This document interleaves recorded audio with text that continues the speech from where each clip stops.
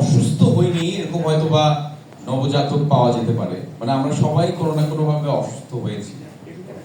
বিশ্ব স্বাস্থ্য সংস্থা যে তথ্য অনুযায়ী আমরা সবাই মানে ডেটা দিয়েই যদি বলি, একটা অসুখের কথা বলি, সেটা হচ্ছে মানসিক অসুস্থতা। বিশ্ব স্বাস্থ্য সংস্থার লেটেস্ট ডেটা অনুযায়ী 93% মানুষের অধিক মানুষ কোনো না কোনো ভাবে মানসিকভাবে অসুস্থ।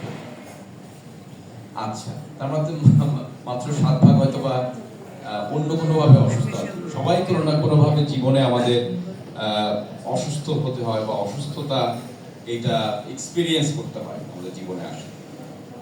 আমরা যদি অসুস্থতাগুলো চিন্তা করি যে কি কি রকম অসুস্থতা আমাদের জীবনে আসে, তাহলে দেখা যাবে আমাদের জীবনের অসুস্থতাগুলো যে কারণগুলো দিয়ে হয়, বা উদাহরণ দিয়ে বলি, একটা হচ্ছে মানসিক অসুস্থতা।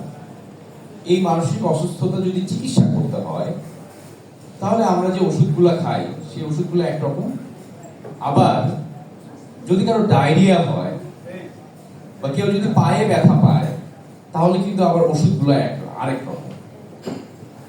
কারো যদি জ্বর আসে, শরীরের তাপমাত্রা যদি বেড়ে যায়, সেই তাপমাত্রা কমানোর জন্য আমরা ওষুধ খাই। একটা ওষুধের নাম বলতে পারবেন আমাদের স্টুডেন্টরা যদি থাকেন, একটু যদি বলেন একটা ওষুধের নাম যে আমাদের স্টুডেন্ট ভাই। হ্যাঁ, নাপা এক্সট্রা। ওনাকে একটু তালি দেই, কারণ হচ্ছে যে বাংলাদেশে সবচেয়ে বেশি বিক্রি হয়েছে অ্যাকচুয়ালি গত বছর, প্রতি বছরই সবচেয়ে বেশি consume drug Napa extra paracetamol. আচ্ছা, এই যে ওষুধটা, এই ওষুধটা আমাদের শরীরের তাপমাত্রা কমায়। আচ্ছা, এরপরে আরেকটা, আমরা এখানে যে অসুখের এখানে একটা অসুস্থ মানুষের ছবি দেয় নেই, বাট অসুখের নামটা লিখছি ডায়রিয়া। তো ঘটনা তো চিত্র তো আমাদের সামনে সবাই আছে যে আসলে, আচ্ছা, ডায়রিয়া হইলে আমাদের কি নাপা খেলে কাজ করবে? আচ্ছা, এই যে পেটে যদি কৃমি হয়, এখানে কৃমির ছবি দেওয়া আছে, তাহলে কি নাপা ট্যাবলেট কাজ করবে? করবে না তো আসলে। আচ্ছা, কেউ যদি মনে ব্যথা পায়, কারো যদি মনে আঘাত পায়, তাহলে কি নাপা ট্যাবলেট কাজ করবে? করবে না। আমরা যদি সব অসুস্থতার কথা চিন্তা করি, আমরা যে সকল অসুস্থতায় আমরা পর্যবসিত হই, আমরা কিন্তু অসুস্থতাগুলো চিন্তা করি, আপনি চিন্তা করুন যে অসুস্থ এই অবস্থাটা দুইটা কারণে হতে পারে। একটা হচ্ছে জীবাণু দিয়ে হতে পারে, আর একটা হচ্ছে জীবাণু ছাড়া। যেমন মনের ব্যথা, এটা কিন্তু জীবাণু দিয়ে হয় না কিন্তু আবার এট দ্য সেম টাইম যদি পেটে কৃমি, এটা কিন্তু জীবাণু দিয়ে হয়। সেই জীবাণুকে আপনি দেখতে পারেন, চোখে দেখা যায় কিন্তু। আবার ডায়রিয়া, এটাও কিন্তু জীবাণু দিয়ে হয়। এই জীবাণুটা কি চোখে দেখা যায় না? আপনারা কি বলেন, আমাদের সাংবাদিক ভাইরা কি বলে, এই জীবাণু কি চোখে দেখা যায়? বা আমাদের কমিউনিটি মানুষ, আপনারা কি বলেন, এটা চোখে দেখা যায় না? এই জীবাণু দিয়ে হয়। আমরা তো বলি যে পেটে একটা কিছু ঢুকছে, পানির মাধ্যমে ঢুকছে বা যেগুলো, এগুলো কিন্তু চোখে দেখা যায়। তার মানে আমরা যদি জীবাণু দিয়ে আক্রান্ত হই, সেই জীবাণু নাশ করার জন্য আমাদের যে ধরনের ওষুধ খাওয়া লাগে, জীবাণু দিয়ে যদি আক্রান্ত না হই, তাহলে সেই ওষুধ নিবারণের জন্য আমাদের অন্য আরেক রকম ওষুধ খেতে হবে। আমরা যে ওষুধ দিয়ে বেশি চিন্তিত, সেটা হচ্ছে যে জীবাণু দিয়ে আক্রান্ত হচ্ছে আমরা যে সকল অসুখে, সেই সকল ওষুধ দিয়ে আমরা অনেক বেশি চিন্তিত। কেন বেশি চিন্তিত, সেই আলোচনা আমরা এখন যাব। এগুলো অনেক জীবাণু চিত্র আমরা খালি চোখে দেখতে পারি না। আমরা যদি এই আমার হাতকে যদি আপনাদের মাইক্রোস্কোপ দিয়ে দেখানো যায়, তাহলে দেখা যাবে অনেক জীবাণু এখনো কিন্তু আছে। তো আমরা জীবাণু নাশ করার জন্য যে ওষুধগুলো ব্যবহার করি, সেই ওষুধগুলো নিয়ে অনেক বেশি চিন্তিত। এটা একটু কঠিন চিত্র হলেও এটা আপনাকে বুঝতে সহায়তা করবে, হয়তো আমাদেরকে বুঝতে সহায়তা করবে কেন আমরা জীবাণুনাশক ওষুধ নিয়ে এত বেশি চিন্তিত। একটু আগে আমরা একটা ওষুধের নাম শুনেছি, নাপা এক্সট্রা। এটা কি জীবাণুনাশক ওষুধ? না। আচ্ছা, একটা জীবাণুনাশক ওষুধের নাম বলতে পারবেন আপনারা কেউ? যদি একটু যদি বলেন তাহলে আমার অসংখ্য ধন্যবাদ। ওনাকে একটু তালি দেন, কারণ এরিথ্রোমাইসিন একটা পাওয়ারফুল। বাজারে এগুলো কি নামে পাওয়া যায় এটা বলতে পারবেন?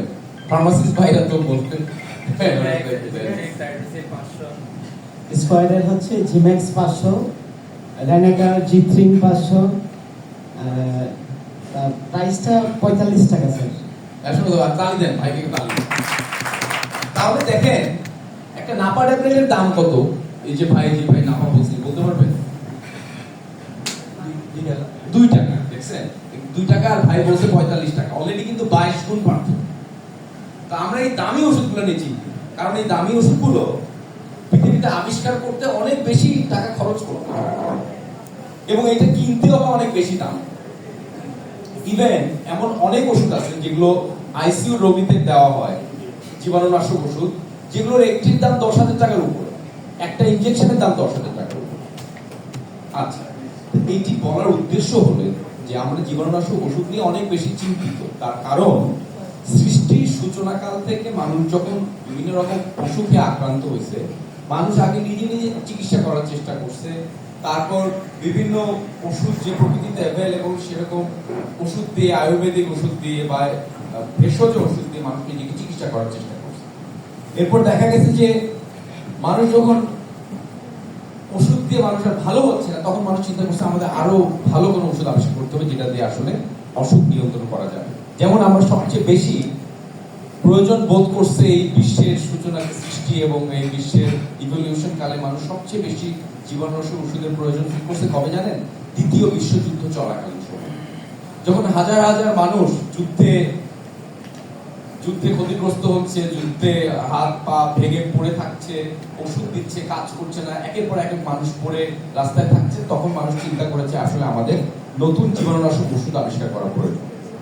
আচ্ছা, এখানে আমাদের যে চিত্রটা আছে এই চিত্রই আসলে আমরা দেখানোর চেষ্টা করেছি।